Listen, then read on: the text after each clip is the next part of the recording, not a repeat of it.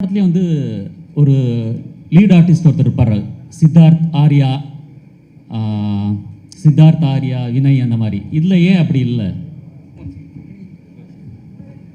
ஆக்சுவலாக இந்த படம் நான் ஆரம்பிக்கும் போது எனக்கு இதில் நடிக்கிற ஐடியா இல்லை ஒரிஜினலாக. அதனால் என்ன பண்ணால் ஸ்கிரிப்ட் பண்ணும்போதே வந்து மேல் கேரக்டர் ஒன்று தான் இருந்துச்சு. அப்படி தான் நம்ம ஆரம்பித்தேன். நான் ஸ்கிரிப்ட் ஃபுல்லாக முடிக்கும்போது ஆக்சுவலி ஒரிஜினலாக வந்து ஒரு ஹீரோ தான் நடிக்கிறதா இருந்துச்சு. அவர் யாருன்னு தெரியும், மிஸ்டர் விஜய் சேதுபதி. பட் கொஞ்சம் சின்ன இஷ்யூ ஆச்சு. அவரும் ரொம்ப ஃபீல் பண்ணார், நான் ஏன்னா அந்த குறுகிய காலத்தில் ரெண்டு ரொம்ப க்ளோஸ் ஆகிட்டோம்.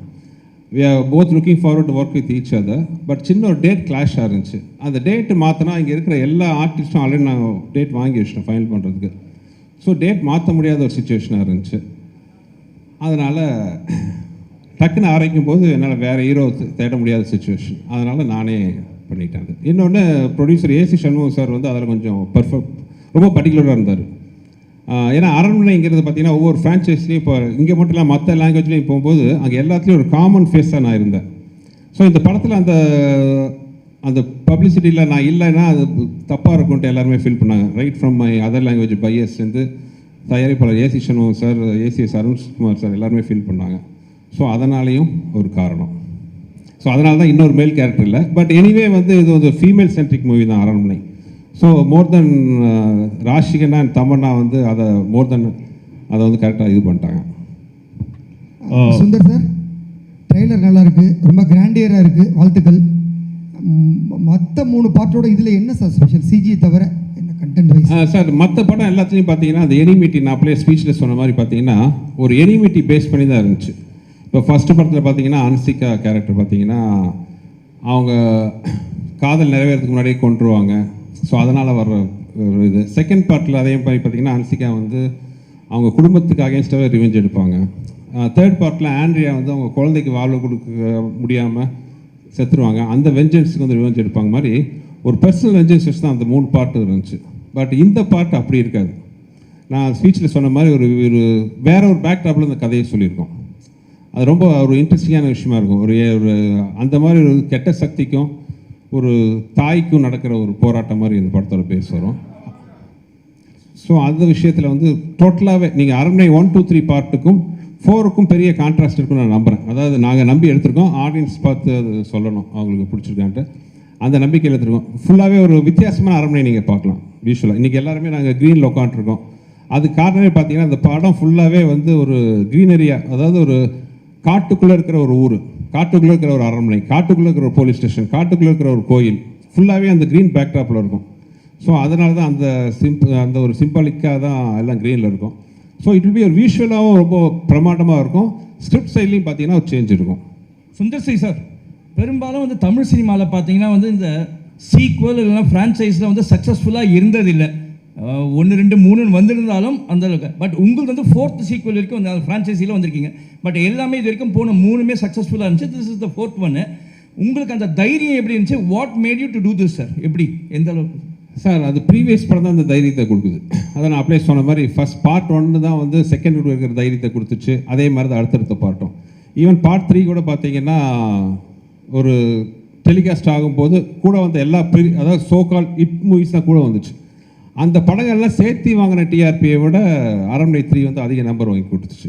ஸோ அந்தளவுக்கு ஒரு சக்ஸஸ்ஃபுல் ஃப்ரான்ச்சைஸாக இருந்துச்சு. ஸோ அந்த சக்ஸஸும் இப்போ நான் எங்கே போனாலும் நான் அதிகமாக நான் ஃபேஸ் பண்ணுற கொஸ்டின் என்னென்னு பார்த்தீங்கன்னா அடுத்த அரண்மனை எப்போன்னு தான் கேட்பாங்க.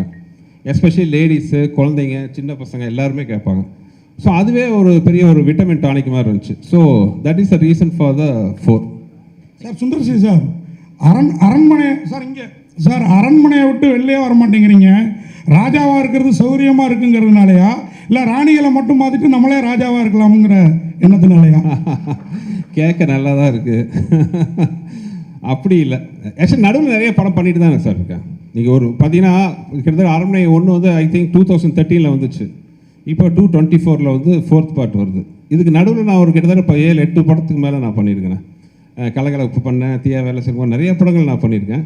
பட் நீங்கள் கேட்குறது அது ஒரு வகையில் அரண்மனை வந்து ரொம்ப ஒரு வசதியான ஃப்ரான்ச்சைஸ். உண்மையை சொல்ல போனால் எனக்கு வந்து நான் யார் வாசலையும் போய் எந்த படத்துக்காக யார்ட்டையும் போய் நின்னதே கிடையாது. நான் என்ன நம்பி படம் எடுக்கிறேன், எனக்கு பிடிச்சவங்களோட சேர்ந்து ஒர்க் பண்ணுறேன். அப்படி இருக்கும்போது வந்து அரண்மனை வந்து எனக்கு ரொம்ப ஒரு கம்ஃபர்ட் ஜோனாக இருக்குது.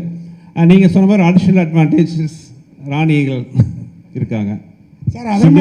அதே மாதிரி சார் சுந்தர் சார், அதே மாதிரி ஒரு பெரிய பெரிய நடிகைகள் ஒரு 2-3 ரவுண்டு வந்துட்டு கொஞ்சம் அவங்க பிரேக் எடுத்துக்கலாம், கொஞ்சம் ரெஸ்ட் எடுத்துக்கலாம்னு நினைக்கிறப்போ உங்கள் படத்தில் வந்து திருப்பி அவங்க அடுத்த ரவுண்டை ஸ்டார்ட் பண்ணுற மாதிரி ஒரு சூழல் வருது. இது வந்து நீங்கள் வந்து நடிகைகளுக்குலாம் ஒரு வேடந்தாங்கல் மாதிரி இருக்கிறதா எனக்கு தோணுது. ஒருவேளை மேடமும் ஆர்டிஸ்ட் அப்படிங்கிறதுனால அவங்களுக்கு அந்த மாதிரி அவங்கள சார்ந்தவங்களுக்கு நம்ம சப்போர்ட்டாக இருக்கணும் அப்படிங்கிறதுக்காகவே இந்த மாதிரி படங்கள், ஏன்னா நல்லா ஓடவும் செய்யுது அந்த படங்கள், அப்படி ஒரு ஃபீல் உங்களுக்குள்ளார இருக்கோ? இல்லை, அப்படி எதுவும் இது வரைக்கும் நான் நினச்சதில்லை. அப்படி ஏதாச்சும் என் படத்தால் வந்து ஒரு ஐப்பு மறுபடியும் வந்துச்சுன்னா வந்து ஆண்டவனுக்கு நன்றி தான். Sundar sir, Mani here, right here. Yes sir, yes, Congratulations. Thank you. Trailer looks very impressive.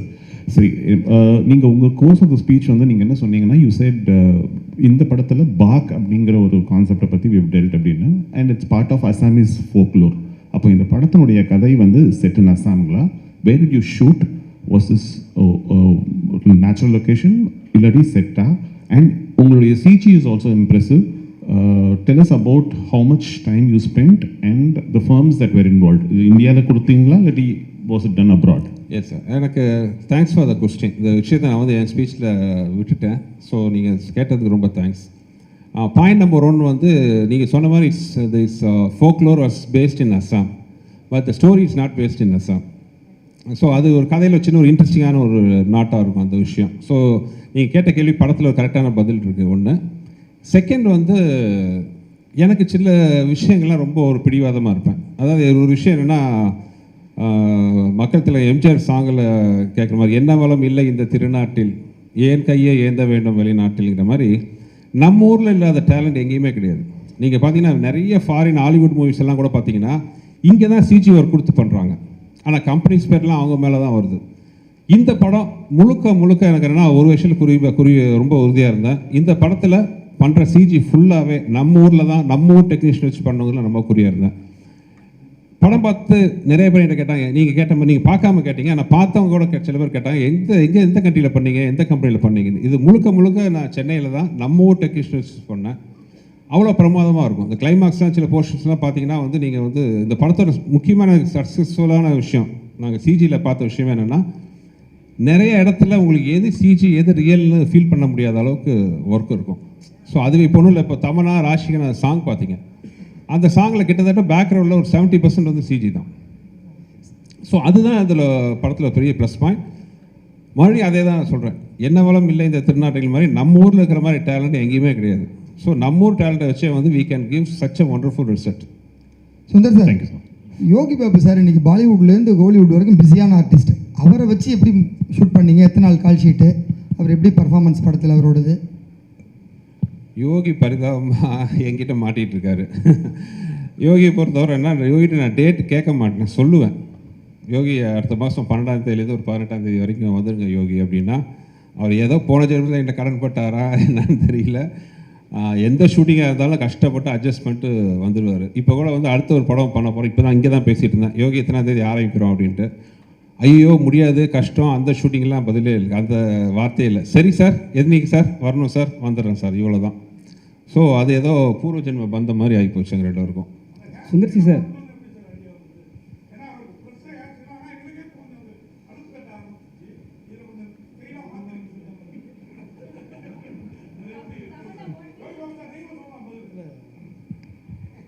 நீங்கள் கேட்ட கேள்வி திரும்ப கேளுங்களேன். கேப் கேட்டுங்க, அதுதான் மேட்ரு. விடுங்க, இதுதான் பதில், அவ்வளோதான், விடுங்க. சுந்தர்சி சார், நீங்கள் அரண்மனை இங்கே ஸ்டேட் அரண்மனை 4 எப்பவுமே வந்து அரண்மனைனாவே 2 ஹீரோயின் கூட வந்து கண்டிப்பாக வந்து குஷ்மி மேடம் இருப்பாங்க. ஏன் கம்பல்சரி அவங்க வராங்களா, இல்லை வந்து நீங்கள் எடுத்துக்கிறீங்களா, இல்லை நீங்கள் வந்து தான் ஆகணுன்றாங்களா, சண்டை போடுறாங்களா?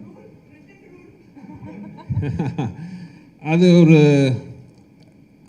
அரண்மனை, அதான் அவனுக்கு இருக்கிற முன்னாடி இருக்கிற பெரிய சவால் என்னென்னா, நான் ஏற்கனவே சொன்னது தான். நான் முதல் தடவை வந்து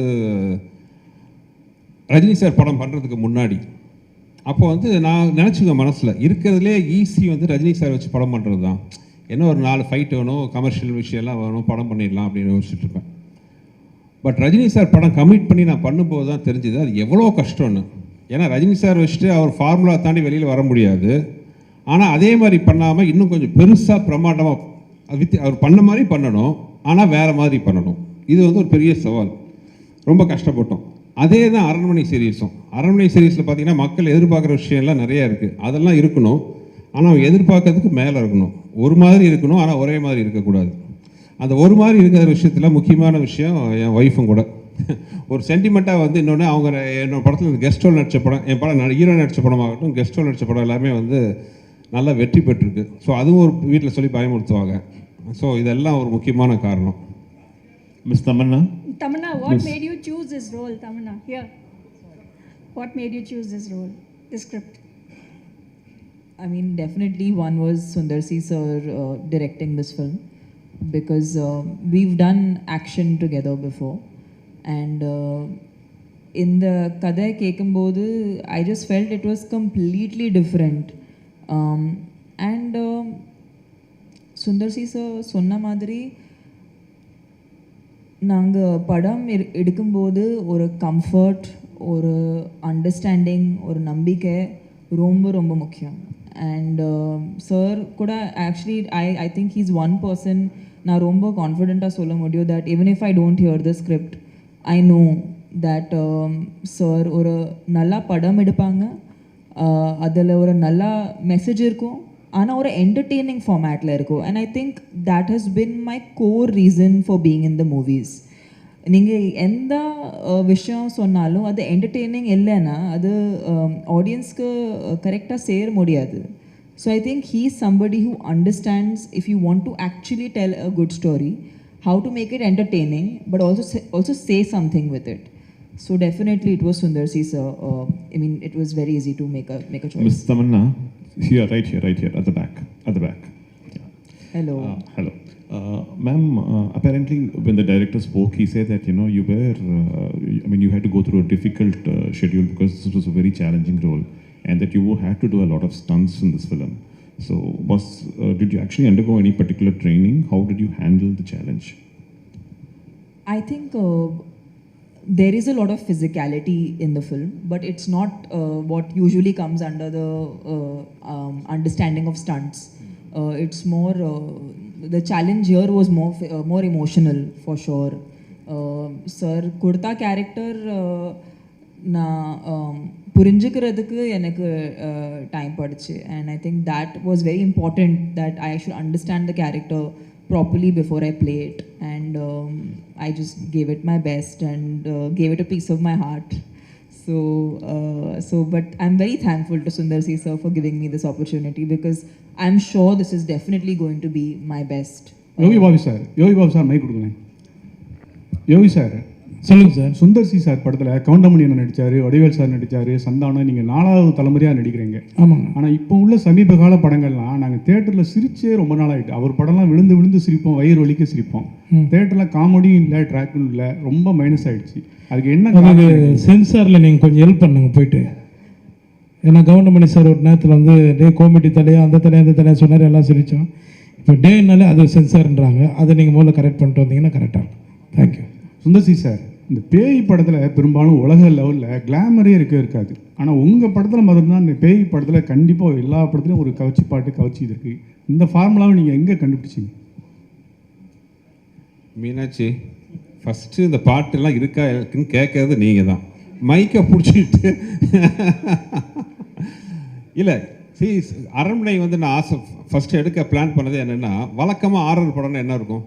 ஒரு பாலடைஞ்ச பங்களா, டார்க்கு, ஒரு பயப்படுத்துகிற மாதிரி ஒரு இந்த பேய்னாலே ஒரு பயம். நான் இந்த formula I want to break it. அரண்மனைனா ஏன் பேய் படம்னா ஒரு கலர்ஃபுல்லாக இருக்கக்கூடாதா, கிராண்டியராக இருக்கக்கூடாதா, நல்லா அழகான ஃபேஸஸ் இருக்கக்கூடாதா, அந்த பேயை வர அந்த ஆர்டிஸ்ட் அவங்களே அழகாக இருக்கக்கூடாதா? இதெல்லாம் தான் காரணம். இன்னொன்று, என்னோடய படங்கள் பேசிக்காக அழகியல். அது படத்தில் நடிக்கிற ஹீரோவாகட்டும், ஹீரோயின் ஆகட்டும், கேரக்டர் ஆகட்டும், ஹியூமர் ஆர்டிஸ்ட் ஆகட்டும், யாராக இருந்தாலும் அவங்க எல்லாருமே அழகாக இருக்கணும்னு தான் நான் ஆசைப்படுவேன். யாரையுமே அது ஒரு கோமாளித்தனமாக ட்ரெஸ் பண்ணுறதோ அசிங்கப்படுத்துறதோ எனக்கு பிடிக்காது. என்னோடய படம் வந்து இட்ஸ் சார்ட் ஆஃப் ஒரு அழகான ஒரு ப்ராஜெக்டாக இருக்கணும்னு ஆசைப்பட்றேன். அப்படி இருக்கும்போது ஆட்டோமேட்டிக்காக அந்த சாங் வர்றது it's a natural thing. Sir, Yogi Babu sir மாதிரியே இப்போ பாதியும் விடவே மாட்டேங்கிறீங்களே, அவர் போக மாட்டேங்கிறாரா இல்லை நீங்கள் விட மாட்டேங்கிறீங்களா சுந்தர் சி சார்? ஏன்னா நல்லா இருக்குது காம்பினேஷன். 2 பேரும் ஒன்றா இருக்கிறதுல என்னங்க பிரச்சனை? அதனால தான் கேட்குறாரு உங்கள் வாயிலேருந்து. இல்லை இப்போ தான் அதான் தமன்னா, ராஷிகண்ணா, யோகி, விடிவி எல்லாருக்கூடையும் நான் கண்டிப்பாக சார் படம் பண்ணுறேன். நீங்கள் எதுக்கு இந்த ஸ்டேஜில் இருக்கிற எல்லாருக்கூடும் பார்த்தீங்கன்னா எனக்கு தெரிஞ்சு சந்தோஷ் பிரதாப் மட்டும்தான் இப்போ ஃபஸ்ட் டைம் வந்திருக்காரு. இனி அவரும் பார்த்தீங்கன்னா எல்லா இடத்துலையும் வருவார். எனக்கு அந்த கம்ஃபர்ட் ஜோனுங்கிறது ரொம்ப பிடிக்கும். என்னை புரிஞ்சுக்கிட்ட ஆர்டிஸ்ட் கூட, புரிஞ்சுக்கிட்ட டெக்னீஷியன்ஸ் கூட, ஒன்றும் இப்போ கேமராமேன் ஆகட்டும், என் கூட ஒர்க் பண்ணுற ப்ரொடக்ஷனில் இருக்கார் பாலகோபி ஆகட்டும், மணி, எல்லாருமே பார்த்தீங்கன்னா பிகினிங்லேருந்து என் கூட ஒர்க் பண்ணுறவங்க தான். So it's natural. விச்சு இருக்கார், என் முதல் படத்துலேயும் என் கூட தான் இருக்கார். So it's a natural process. Kovai sir, ஆமாம், உங்களுக்கு தான் ஒரு கேள்வி.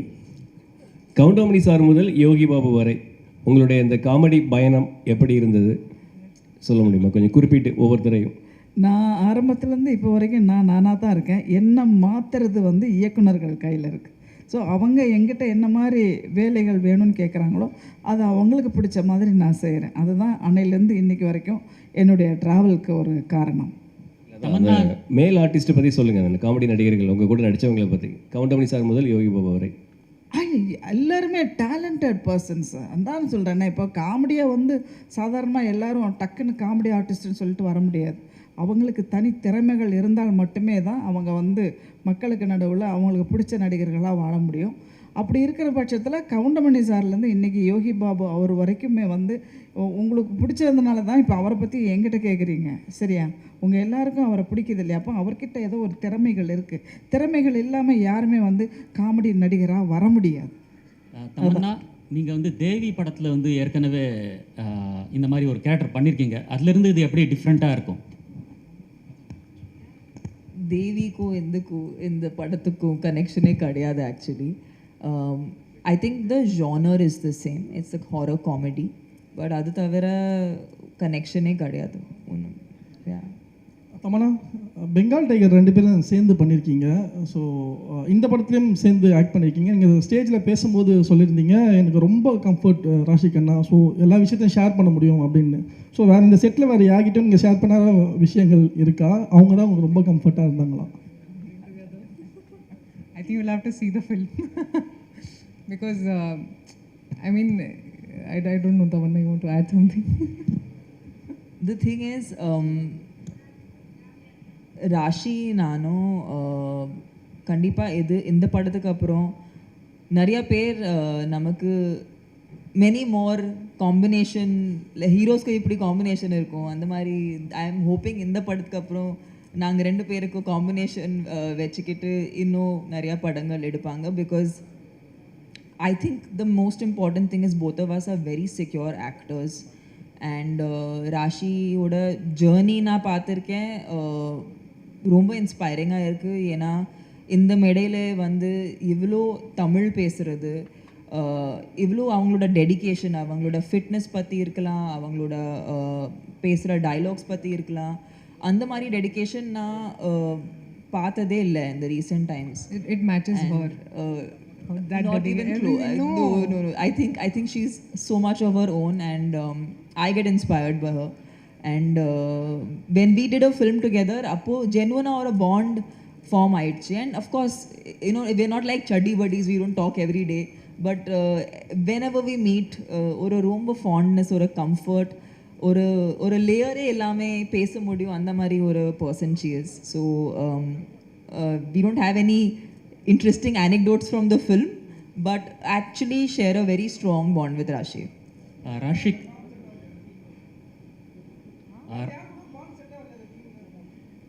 I mean, there's a bond. We were working, sir. There was no time for making bonds. Raashi, நீங்கள் சவுத் சினிமாவில் அதிகமாக உங்களை பார்க்க முடியல இப்போ முன்ன மாதிரி, என்ன காரணம் அது? Actually, I've never planned where I want to work. I think content, wherever I get to do content or wherever I feel satisfied as an actor, I go there. And I think I'm working in Telugu also. Aranmane is also coming. I have more films in Tamil also. So I'm trying to balance all the industries. There's no reason as such that, you know, why are you not working here? When I was working here, people would ask me, when are you going to Bollywood? When are you doing Hindi? Now when I'm doing Hindi, they're asking me, why are you not doing South? So I don't know where to go. But I just feel like all the industries have been very warm and welcoming. I love working in any industry, and I think that that's why we are so rich as a culture, as a tradition, that we have so many industries working and everybody is passionate about making good films, and I think all of us actors want to just be part of good films. And I'm very happy that like Tamanna, I also got an opportunity to work in almost all the industries. I think we've covered all industries, and I think that's a huge plus today, you know. So I'm very proud of my journey, and wherever it takes me, even if I get more Tamil films, of course I'd love to do more content here also, in Telugu also, in Hindi also, wherever cinema will decide where it will take me. Sundar C sir அரண்மனை 4 மாதிரி அரண்மனை 5 வரும்னு நாங்கள் எதிர்பார்க்குறோம். ஏன்னா CBI diary group அந்த காஞ்சனா மாதிரி பாட்டு தான் 4 பாட்டு வந்திருக்கு. நீங்கள் 5 வந்து எடுப்பீங்க நம்புகிறோம். மீனாட்சி தான். எங்களுக்கு ஒரே ஒரு கேள்வி, அந்த அரண்மனை 5வது இந்த மாதிரி விழாக்கு ஃபங்க்ஷனுக்கு தயாரிப்பாளர் இருக்கிற குஷ்பு மேடம் வந்து ஒரு மத்திய அமைச்சராக வருவாங்களா? போலீஸ் ப்ரொடக்ஷன், ஒரு பெரிய பாதுகாப்பு, இது அதற்கான வந்து யோகம் இருக்கா? அதுக்கான வாய்ப்பு இருக்கா? No politics. சார் சுந்தர் அது வேற டிபார்ட்மெண்ட். சார் சுந்தர் வந்து அரண்மனையில் வந்து சுந்தர்சி சார் தான் ஹீரோ அண்ட் டைரக்டர், சரிங்களா? இதுக்கப்புறம் எடுக்கிற படத்துலேயே வந்து அவர் தான் ஹீரோ அண்ட் டைரக்டர் வருவாங்க. ஏன் ஹீரோவுக்கு பஞ்சமா, இல்லை வந்து ஹீரோ வந்து கரெக்டாக வந்து உங்களுக்கு ஒர்க் பண்ணி தர மாட்டாங்களா? இல்லை, நான் அப்போவே சொல்லிட்டேங்க, அரண்மனைங்கிறது ஃபீமேல் சென்ட்ரிக். அது வந்து அது நீங்கள் ஃபிக்ஸ் பண்ணிக்கோங்க. அது ஹீரோவும் கூட வருவாங்க நிறைய. அதனால் நான் ஸ்கிரிப்ட் பண்ணும்போதே அந்த மாதிரி தான் வருது. கதை தான் தீர்மானிக்குது எல்லாமே. நாளைக்கே வந்து இந்த படம் வந்து ஓகே, ஒரு திடீர்னு ஒரு மேல் சென்ட்ரிக்காக ஒரு ஸ்கிரிப்ட் அமைச்சதுன்னா கண்டிப்பாக வந்து ஒரு பெரிய ஹீரோ இருப்பாங்க. அவ்வளோதான். Script decides everything. சார் எத்தனை லாங்குவேஜில் ரிலீஸ் ஆகுது? எல்லா லாங்குவேஜும் ஒரே டயத்தில் ரிலீஸ் ஆகுது? எல்லா லாங்குவேஜிலும் ஒரே நேரத்தில் ரிலீஸ் ஆகுது. இது மொத்தம் வந்து 5 லாங்குவேஜில் ரிலீஸ் ஆகுது. தமிழ், தெலுங்கு, மலையாளம், கன்னடம் அண்ட் ஹிந்தி. 5 லாங்குவேஜ்லேயும் ஒரே நேரத்தில் ரிலீஸ் ஆகுது. டைரக்டர் சார், அது மாதிரி நீங்கள் ஃப்ளைட்டில் போகிறப்பையும் ஒரு பெண் குழந்தை தான் கேட்டுது, வர்றப்பையும் ஒரு பெண் குழந்தை தான் கேட்டுதுன்னீங்க. ஆக்சுவலாக இந்த மாதிரி படங்களை வந்து குழந்தைங்க எல்லாருக்குமே பிடிக்கும். ஏன் எங்களை மாதிரி ஒரு சைல்டு வச்சு ஆண் குழந்தைங்க யாரும் கேட்கலையா அவங்கள்ட்ட படம் எப்போ பண்ணுவீங்க? அது நான் அப்படி செட்டப் பண்ணல. போகும்போது பொண்ணு செட்டப் பண்ணியிருந்தா போகும்போது பொண்ணு வரும்போது ஆம்பளைன் வரும். இது ஒரிஜினலாக நடந்தது, அதனால 2 பொண்ணு அமைச்சது. சார் விடிவிக்கு மட்டும் ஒரே ஒரு கொஸ்டின், விடிவி சாருக்கு மட்டும். சார் உங்கள் குரலை கேட்கணும், ஏதாவது பேசுங்க சார். சார் அந்த மீஸ் எடுத்ததை பற்றி பேசுங்க சார். அதுதான் வாங்க போய் சாப்பிடலாம். கரெக்ட். நன்றி நன்றி நன்றி.